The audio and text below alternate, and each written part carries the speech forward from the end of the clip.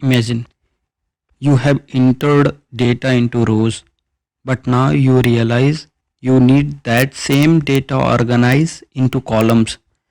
Instead of retyping everything, you can easily flip the layout using Excel's transpose feature. Here's how to do it. First, select the data you want to transpose.